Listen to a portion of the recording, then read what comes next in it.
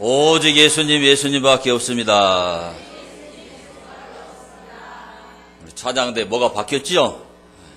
10년 만에 바꿔드렸습니다. 우리 잘하라는 의미에서 격려의 박수로. 자, 이 세상 사람들은 다 마음이 평안하기를 소망하죠? 마음에 뭔가 불안한 그런 마음이 있으면 진짜로 불안하죠. 그렇죠? 그래서 우리는 정말 평안하게 살아야 돼요. 1945년 해방 이후로부터 지금까지 70년 이상 남북 간에 이렇게 대치를 하고 있으니까 늘 우리에게는 안보 불안이 있습니다. 그래서 여러분 들어서 알지만 막대한 평화 유지비가 들어가죠. 막대한 군사비가 들어간다 이 말이에요. 이렇게 국가 간이나 개인 간이나 평화를 유지하기 위해서는 엄청난 대가를 지불해야 돼요.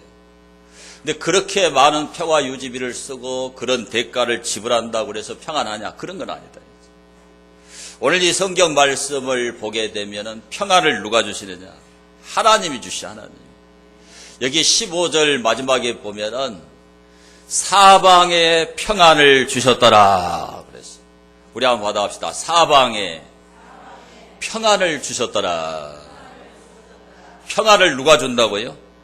하나님이 주는 겁니다. 하나님이. 오늘 여기 본문의 내용을 보게 되면은 구스라고 하는 큰 나라가 이스라엘을 침략을 한 겁니다. 남쪽 유다를. 군대가 자그만치 100만 대군입니다. 100만 대군. 우리나라가 60만인데 100만 대군이면 얼마나 많아요. 이 100만 대군을 상대해서 남유다의 아사 왕이 승리를 거뒀어요. 그리고 개선을 하는데 선지자 아사랴가 나와서 개선하는 이 아사 왕을 맞아들이면서 이 아사 왕에게 주는 메시지의 핵심이 뭔가 하면 우리 한번 받아봅시다. 여호와를 찾으라. 자, 100만 대군을 물리쳤으니까 그 기세가 얼마나 등등하겠냐 이 말이에요. 얼마나 사기가 올라가 있겠어요. 그렇게 큰 적을 무찌르고 나면은 자칫 잘못하면 안일에 빠질 수가 있죠. 그런데 그들을 향해서 아사랴가 주는 메시지는 우리 또 한번 합시다. 여호와를 찾으라. 하나님을 찾으라는 거예요. 그렇게 대승을 거두고 평안을 주시고 승리하게 하신 분은 하나님이라는 거예요. 하나님. 그래서 이 아사는 어떻게 했는가 하면 구스와의 전쟁에서 얻은 그 전리품 중에서 여기에 11절에 보게 되면은 소를 700마리, 양을 7,000마리를 뽑아가지고 하나님 앞에 제사를 드리고 그리고 마음을 다하고 생명을 다해서 여호와 하나님을 찾기로 맹세를 합니다. 그리고 자기 나라에 있는 모든 우상을 완전히 다 척결을 해버려요. 그래서 이 아사가 제의하는 동안에 마지막 19절을 보게 되면 아사 35년까지는 다시는 뭐가 없었다? 전쟁이 없었다. 하나님께서 전쟁이 없도록 평안하게 해주셨다 이 말이죠, 여러분. 그래서 오늘 이 말씀을 통해서 우리가 어떻게 하면 이런 아사와 같은 평안을 얻을 수 있을까? 오늘 이 말씀은 우리에게 세 가지를 알려줍니다. 첫째는 하나님의 사람의 교훈대로 순종할 때 평안하다는 거예요. 자, 거기에 2절을 보겠습니다. 2절. 오늘 본문 말씀 2절을 함께 볼까요? 그가 나가서 아사를 맞아 이르되 아사와 민 유다와 베냐민의 무리들아 내 말을 들으라. 너희가 여호와와 함께하면 여호와께서 너희와 함께 하실지라. 너희가 만일 그를 찾으면 그가 너희와 만나게 되시려니와 너희가 만일 그를 버리면 그도 너희를 버리시리라. 여기 나온 이 아사랴 선지자는 그 이름의 뜻이 우리 한번 받아갈까요? 여호와의 도우심. 정말 이 아사랴는 남쪽 유다 백성들 그리고 아사 왕에게 큰 도움이 됐어요. 아사와 남쪽 유다 백성들이 정말 이 하나님을 말씀을 받고 순종할 수 있는 그런 정통한 메시지를 잘 전해줘가지고 진짜로 도움이 됐어요. 도움이 됐어요. 정말 남유다 백성에게 도움을 준 선지자가 바로 이 아사랴입니다. 아사랴. 오늘 이 말씀의 핵심은 한마디로 말하면 여호와를 찾으라는 거예요. 찾으라는 거. 하나님과 함께하면 하나님이 함께해 준다는 거예요. 하나님을 찾으면 하나님을 만나게 된다는 거예요. 근데 만약에 하나님을 버려버리면 하나님도 버려버린다는 거예요. 근데 이스라엘 백성은 여러분이 아는 대로 언약 백성입니다. 언약 백성. 하나님은 이스라엘의 하나님이 되고 이스라엘 백성은 하나님의 백성이 된 거예요. 그래서 시내산에서 이스라엘 백성과 하나님이 언약을 맺었습니다. 그래서 이스라엘 백성을 뭐라고 부르느냐 우리가 받아갈까요? 언약 백성. 언약 백성이라 부르는 거예요. 그래서 이스라엘은 이 하나님과의 언약 관계를 충실하게 지켜야 돼요. 절대로 하나님을 버려버리면 안 돼요. 하나님과 함께 해야 되고 하나님을 찾아야 되는 거예요. 그런데 이스라엘 역사 가운데 하나님을 버린 때가 있었는데 그때가 언젠가 하면 사사시대입니다. 사사시대. 그 내용이 3절과 4절에 나오는 거예요. 자, 3절과 4절을 볼까요? 이스라엘에는 참 신이 없고 가르치는 제사장도 없고 율법도 없은 지가 오래되었으나 그들이 그 환난 때에 이스라엘 하나님 여호와께로 돌아가서 찾음에 그가 그들과 만나게 되셨나니 그때에 온 땅의 모든 주민이 크게 요란하여 사람의 출입이 평안하지 못하며 이 나라와 저 나라가 서로 치고 이 성읍이 저 성읍과 또한 그러하여 피차 상한 바 되었나니 이는 하나님이 여러 가지 고난으로 요란하게 하셨습니다. 여기에 참 신이 없었다는 말은 하나님을 잊어버리고 가나안 땅에 들어가서 사는 사사시대에 바알과 아세라 우상을 섬겼다는 얘기입니다, 여러분.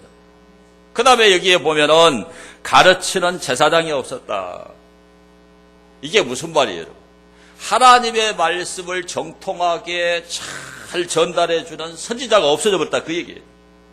그때가 사사시대입니다, 사사시대. 그래서 가르치는 제사장도 없어지고, 그러니까 참신 하나님도 없어지고, 그 다음에 여기에 보면은 율법도 없은 지가 오래되었으니 그랬죠. 하나님은 시내산에서 이스라엘 백성들에게 율법을 줬어요. 율법 아시죠? 이 말씀을 준 거예요. 이거 가르치는 사람이 없으니까 이 하나님 말씀이 이스라엘 백성에게서 떠나버린 거예요. 떠나버려. 그래가지고 이스라엘 백성들에게 어떤 결과가 왔는가? 거기에 5절에 보면은 온 땅의 모든 주민이 크게 요란하며 사람의 출입이 평안하지 못하며 이 나라와 저 나라가 서로 치고 이 성읍이 저 성읍과 또한 그러하여 피차 상한 바 되었나니 이는 하나님이 여러 가지 고난으로 요란하게 하셨습니다. 그래서 사사시대에 이스라엘은 계속 침략을 받아요. 그래서 농사를 지어놓으면은 그 추수할 때 이방 족속들이 와서 다 가져가 버려, 다 가져가. 그게 사사시대예요, 사사시대. 참 신이신 하나님을 버려버리고, 하나님 말씀을 버려버리고, 하나님의 말씀을 제대로 가르치는 제사장이 없으니까 그 지경이 되었다.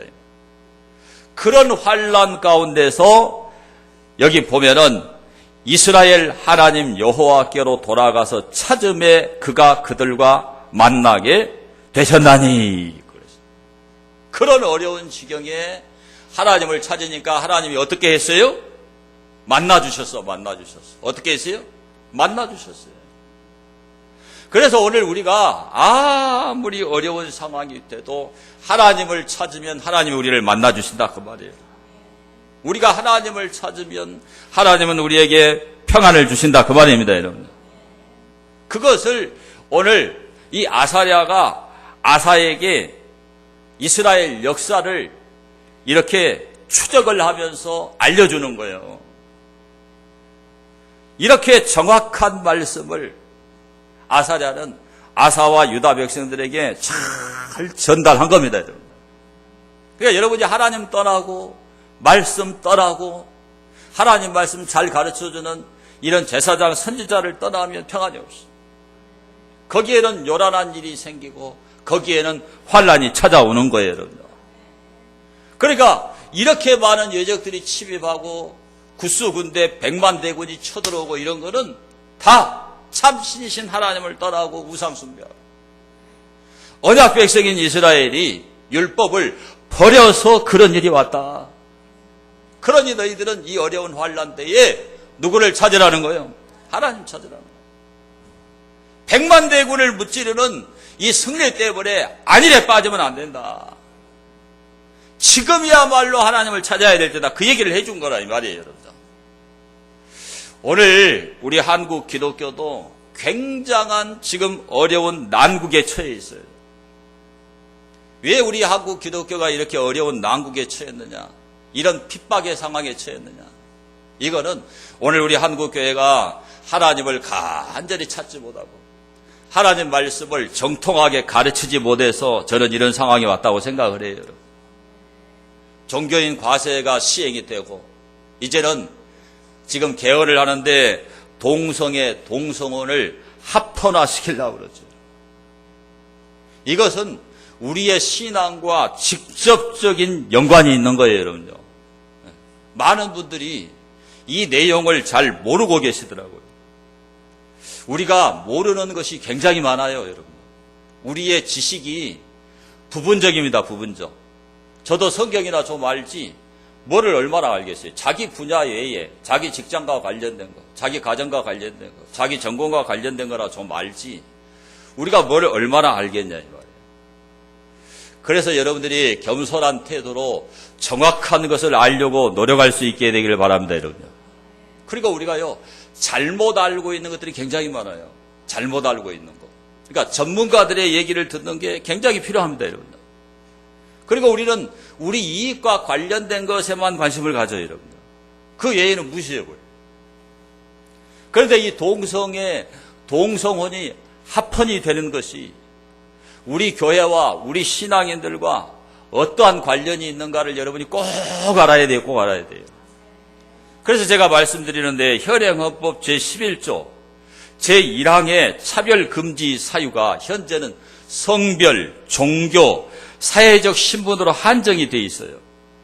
그런데 지금 개헌 특위에서 지금 여러 번 회의를 거쳐서 나온 회의록에 보면은 그거 외에 등, ETC 등 어떠한 이유로도 이게 지금 추가가 되는 거예요, 여러분.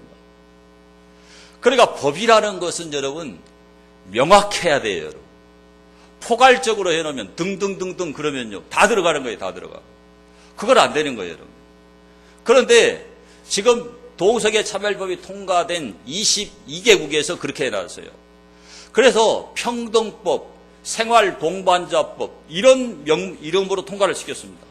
그러니까 아무도 모릅니다, 이게 뭔지. 그런데 그게 뭐냐?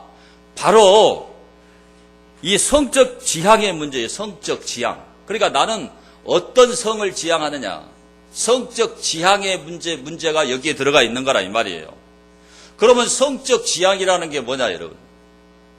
기계 성애자, 또 네크로필리아, 죽은 사람, 죽은 시체를 갖다가 성행위 하고 이런 상상을 초월하는 거잖아요. 수간, 짐승.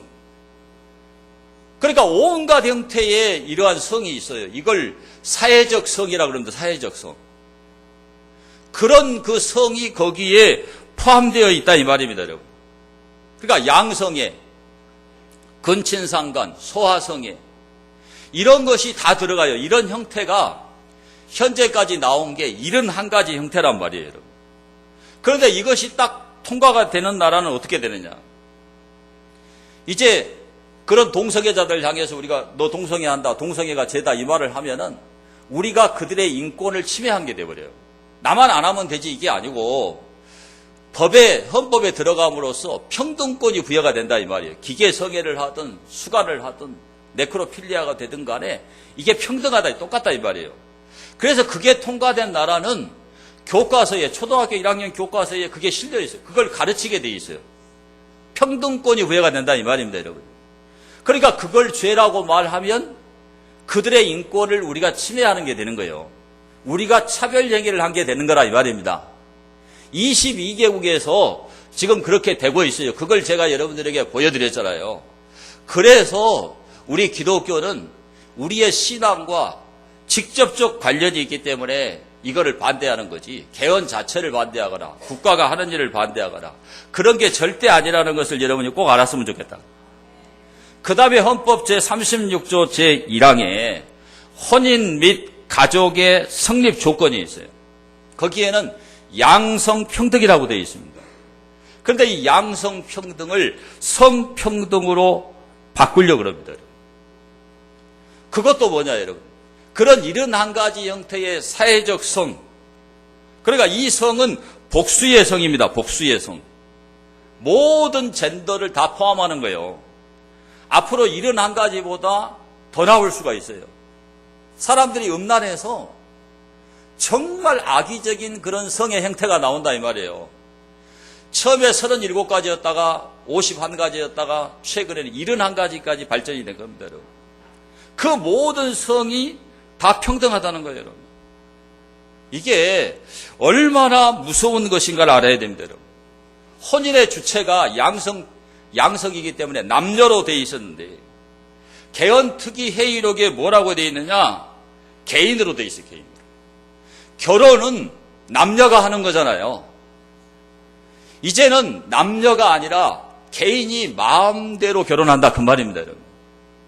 그러니까 개하고도 결혼할 수 있고 고양이하고도 결혼할 수 있고 남자가 남자끼리 여자가 여자끼리 결혼할 수 있다. 이 법이에요. 이 법. 그러면 우리가 성경에 나타난 사상은 그게 아니잖아요. 근데 이걸 우리가 말할 수가 없습니다. 여러분. 그래서 지금 미국의 그 동성애자들이 성경을 출판하는 출판사에게 고소를 했어요. 성경이 그 동성애를 죄라고 하니까 내가 혐오감을 느낀다. 그러면 이제 앞으로 이게 아직 판결이 안 났지만 성경이 출판되지 못할 수도 있다 이 말입니다. 여러분. 그래서 우리는 이것을 가만히 앉아서 두고 볼 수가 없다 이 말이에요. 뭔 말인가 이해가 됩니까? 그러니까 유교, 향교, 그 다음에 뭐 한국 유도협회, 우리나라 전통윤리와 도덕을 신봉하는 단체들이 다 함께 참여해서 지금 동성애, 동성혼 반대 국민대회를 하고 있는 거예요, 여러분.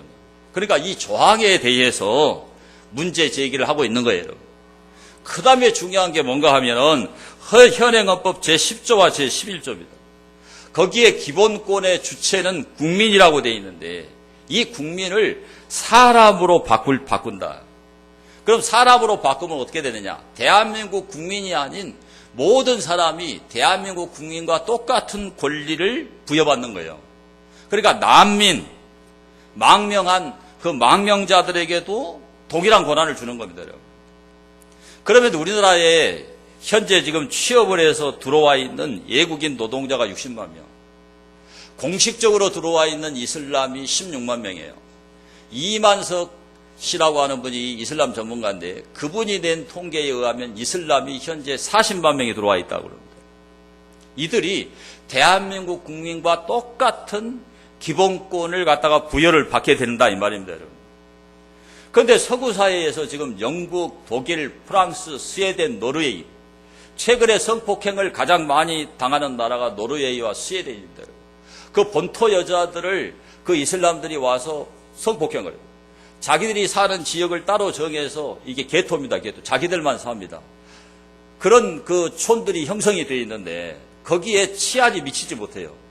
본토 여자들을 주로 납치를 해서 성폭행을 하고 죽여도 치안이 미치지를 못해요. 자경단이 있어서 자기들 사는 그 지역을 자기들이 지켜버려요.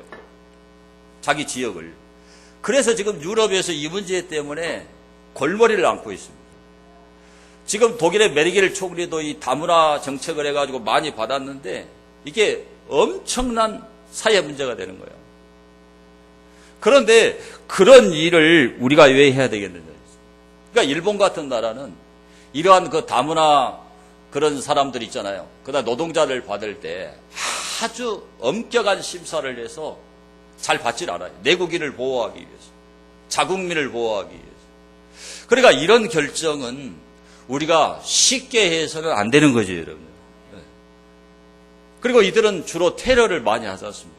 이게 지금 테러가 얼마나 공공연히 지금 행해지고 있나요?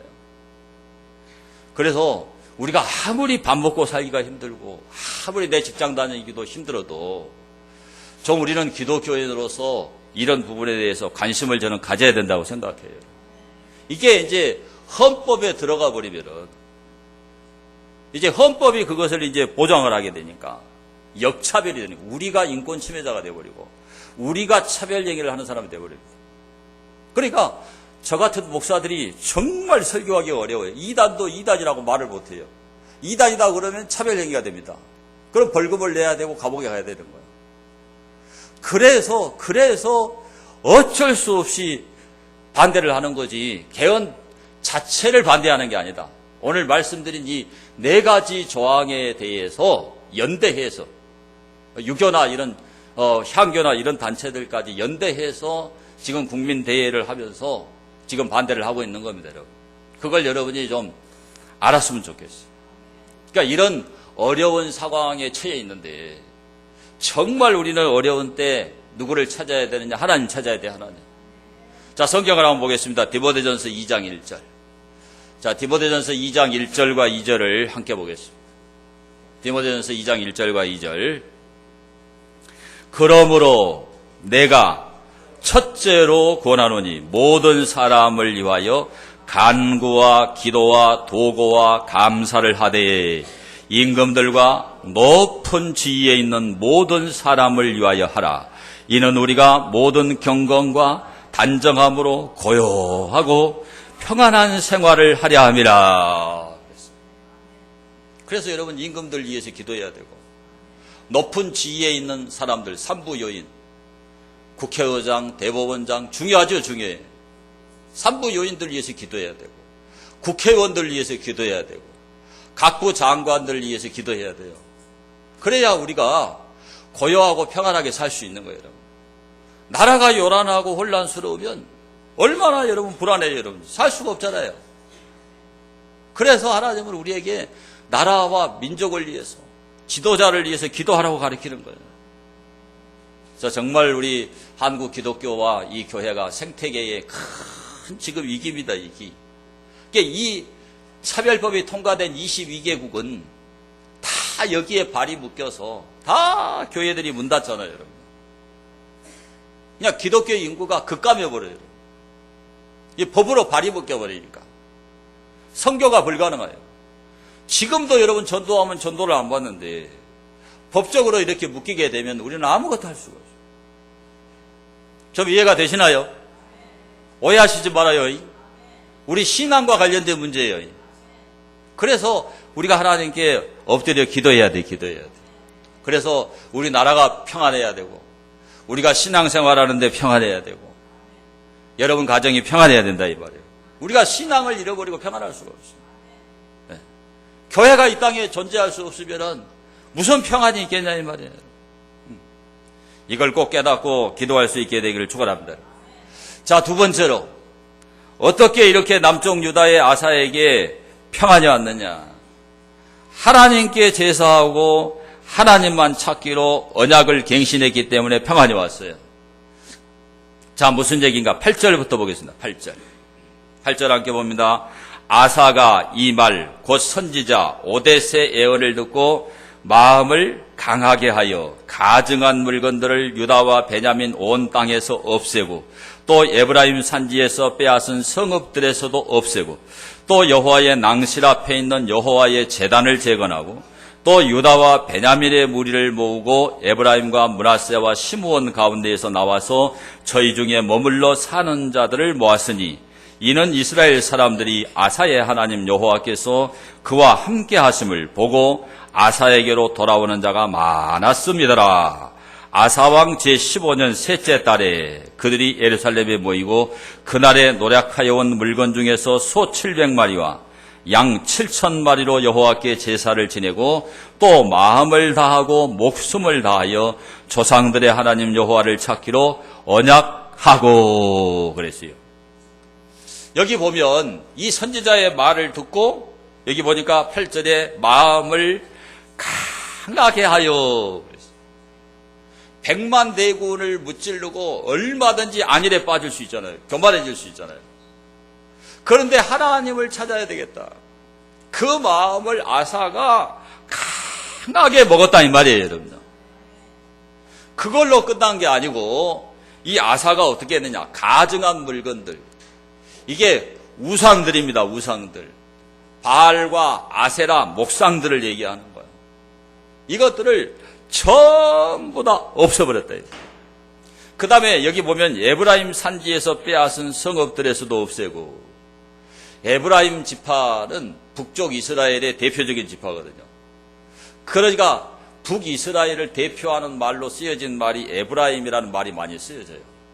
그러니까 전쟁을 해서 북쪽 이스라엘에서 빼앗은 성읍에도 금송아지가 있었어요. 금송아지. 여로보암이 다스리면서 전국에 금송아지를 만들어놨거든요. 그러니까 그런 거를 전부 다 아사가 다 없애버렸다는 얘기예요. 그 다음에 어떻게 했느냐. 9절에 보게 되면 또 유다와 베냐민의 무리를 모으고, 이거 유다와 베냐민은 남쪽 유다를 얘기한 거죠. 자 보세요. 에브라임과 므낫세와 시므온 가운데서 나와서 저희 중에 머물러 사는 자들을 모았으니, 이게 무슨 얘기냐면 북쪽 이스라엘에 10지파가 따라갔거든요. 베냐민과 유다 지파에. 그래서 북이스라엘을 창건했는데, 남쪽 유다의 아사가 하나님을 잘 섬기고 구스의 100만 부대를 무찌르니까 이게 소문나겠죠. 그러니까 북쪽 이스라엘로 넘어갔던 지파들도 남쪽 유다로 넘어와 버려, 돌아와 버려요. 그러니까 그들까지 다 모아가지고 뭐 했느냐. 하나님 앞에 제사 드렸다 그 말이에요, 여러분. 구스와의 전쟁, 100만 대군 무찌르고 얻은 전리품 중에서 소 700마리, 양 7,000마리를 잡아가지고 아주 대대적인 그러한 희생 제사를 누구에게 드렸다? 하나님께 드린 거예요, 여러분. 그리고 이들이 결단을 내립니다. 거기 12절에 보면, 자 12절 보겠습니다. 또 마음을 다하고 목숨을 다하여 조상들의 하나님 여호와를 찾기로 뭐하고? 언약하고. 아까 이스라엘 역사의 사사시대를 설명했죠. 언약을 버려버리니까, 하나님을 떠나버리니까 사사시대가 이스라엘 역사 가운데 가장 불행한 시대가 되잖아요. 그러니까 다시는 그 하나님과의 언약을 떠나면 안 된다 이 말이에요. 이제는 마음과 뜻을 다해서 전심으로 하나님 찾기를 언약한 거예요. 언약한 거. 희생 제사를 드리면서 하나님 앞에 새롭게 언약을 갱신한 거죠. 얼마나 강력한 결단을 내렸는지 13절 한번 13절.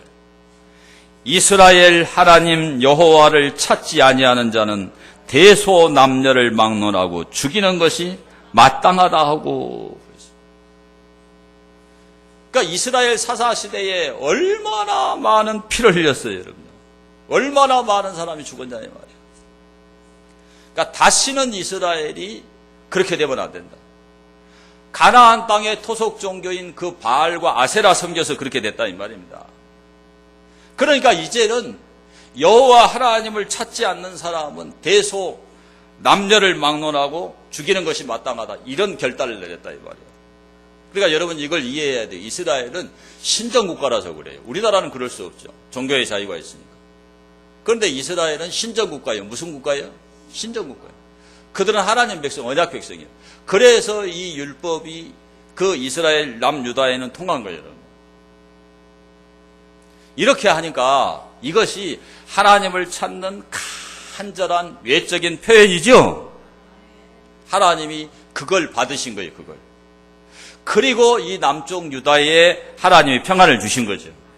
14절과 15절을 보죠. 14절과 15절.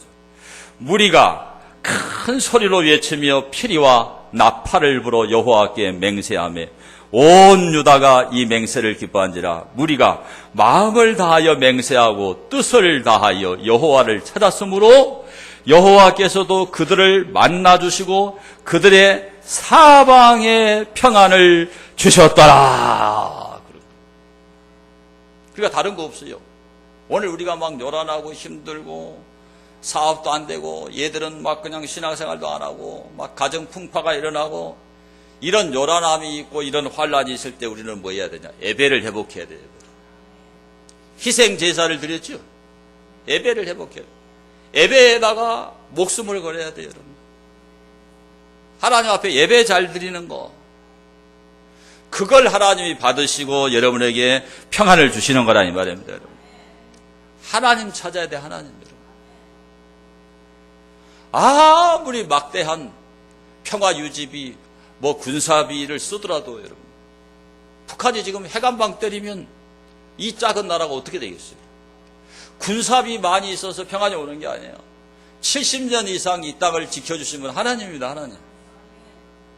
하나님이 지켜주니까 전쟁이 안 일어나는 거지. 언제든지 전쟁은 일어날 수 있는 거예요. 하도 전쟁이 안 일어나니까 사람들이 안보 불감증에 걸려고 있어요. 근데 그건 아무도 몰라요, 여러분. 전쟁이 일어날 줄 누가 알겠어요, 여러분. 핵이라는 게 버튼 한번 누르면 그냥 날아오는 거 아니에요, 여러분. 어디서든지 핵을 발사할 수 있잖아요. 순안 공항에서 그냥 쏴버리잖아요, 여러분. 밤에도 쏴버리고 새벽에도 쏴버리잖아요. 하나님이 이 나라를 지켜줘야 되는 거예요. 그래서 우리는 누구 찾아야 되냐? 하나님 찾아야 되고요. 정말 예배에 목숨 걸어야 돼요. 여러분 가정이 평안하려면 가정에서 하나님을 예배하십시오. 가정 예배가 생명이에요, 생명. 가정 예배 드리는 가정이 여호와를 경외하는 그 표식을 하나님 앞에 보이는 것이기 때문에 하나님이 그런 가정 꼭 지켜야 해요. 그러니까 우리 한국교회도 점점 예배가 없어져요. 그래서 이렇게 어려움이 왔다고 저는 봐요.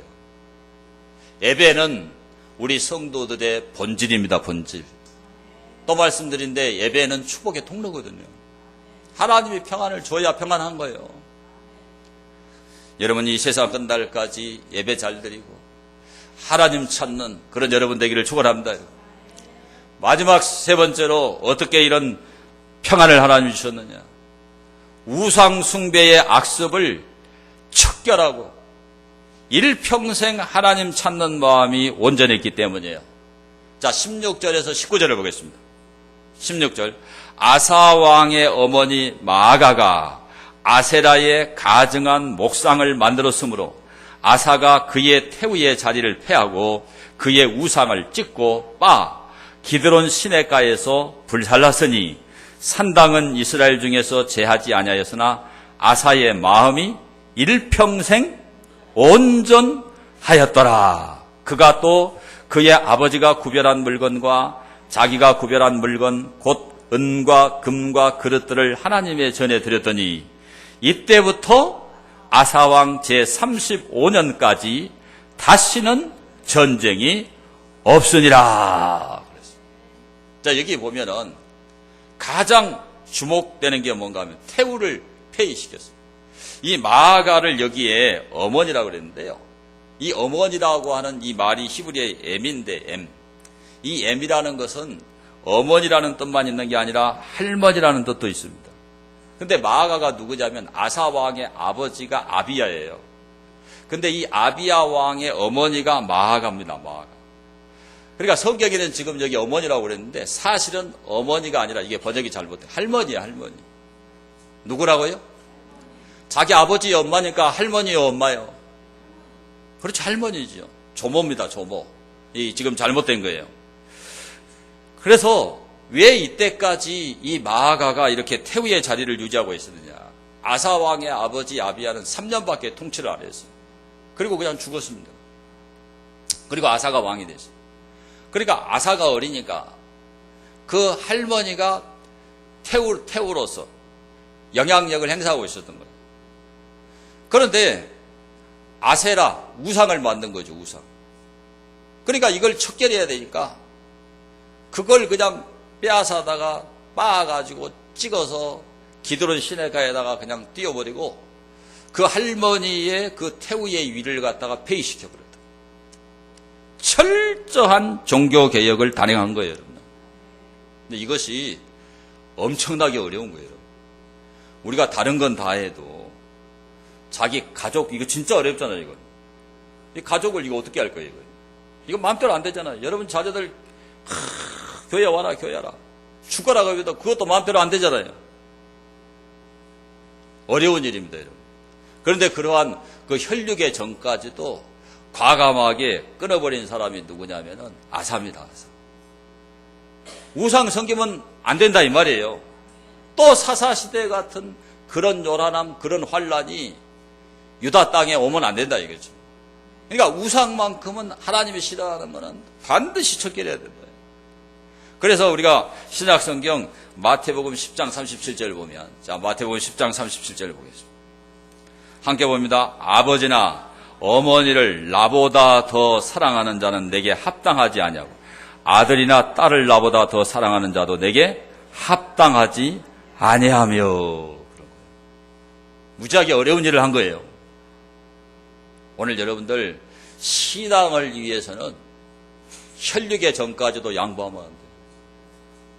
왜 아멘 안 하세요? 지옥 가도 괜찮아요? 안 되잖아요.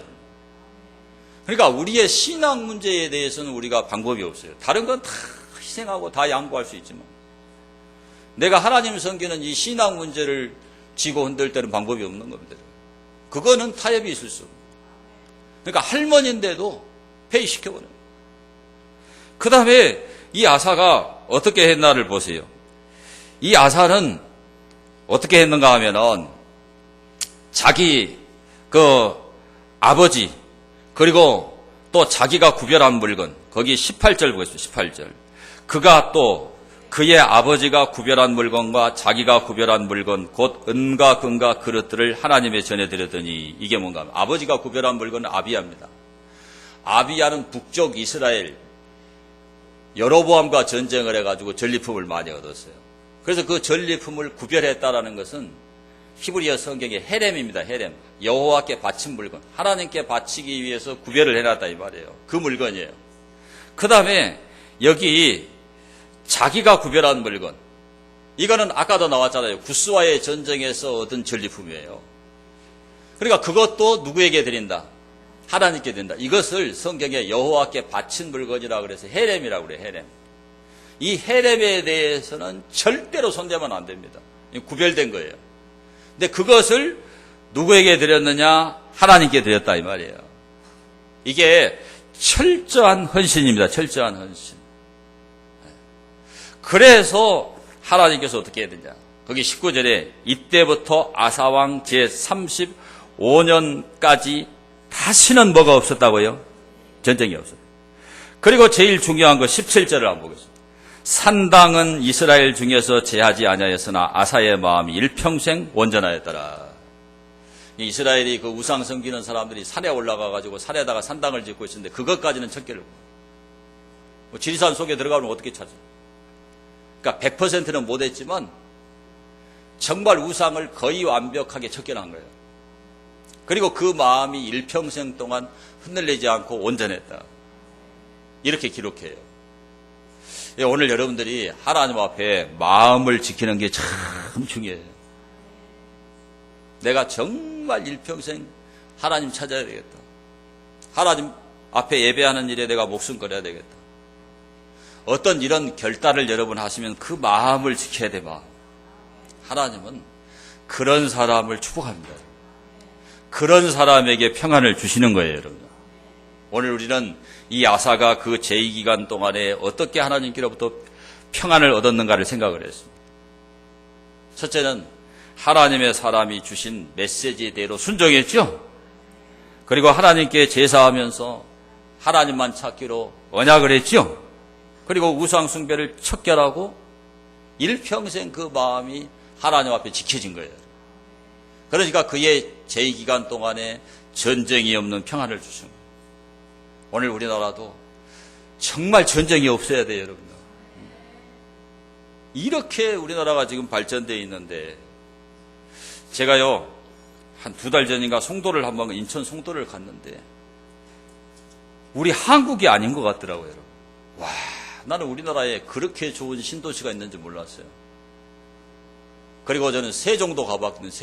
세종에 가봤는데 은하철도 999 같아요. 이렇게 국토부 교육부 해가지고 이렇게 이렇게 움직이는 이동하는 그게 공중으로 이렇게 가교처럼 돼 있어요. 이렇게 기가 막힙니다. 이렇게 원형으로 돼가지고 거기 가보면 정말 볼거리가 있어요.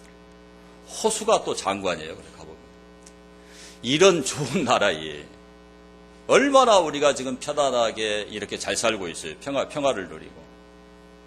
여기 전쟁이 나오면 어떻게 되겠어요, 여러분? 예? 아니에요. 여러분이 지금 너무 편하게 살아가지고 불안한 마음이 없어져 버린 것 같은데 하나님이 우리나라를 지켜줘서 지금까지 이렇게 평안한 거예요. 계속 이 평안이 지켜져야 돼요. 그래서 우리가 하나님 찾아야 돼요. 안 믿는 사람은 안 찾아도 우리는 더 찾아야 돼요. 그리고 우리가 이렇게 자유롭게 예배드리고 이렇게 찬송하고 교회 생활 마음대로 하고 이게 불가능해져 버려요. 헌법에 이게 들어가 버리면. 뭔 말인가를 여러분 알아들어야 돼요. 여러분요. 정말 오해 좀 하지 말고 우리 교회의 생태계 문제입니다. 우리가 신앙을 지킬 수 있느냐 없느냐 하는 신앙 생태계 문제예요. 그래서 간곡하게 말씀드리는 거지. 좀 이해가 되셨나요?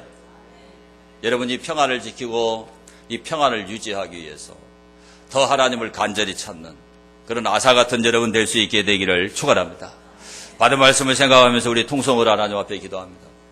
해방 이후부터 6.25라는 큰 민족 상잔의 비극이 있었지만 그래도 하나님이 1953년부터는 이 나라를 지켜줬잖아요. 앞으로도 하나님이 이 땅에 평안을 주시고 정말 이 땅을 지켜달라고 또 동성혼이 합헌되지 않도록 우리 통성으로 기도합니다. 자비하신 하나님 고맙고 감사를 드립니다. 오늘도 우리 하나님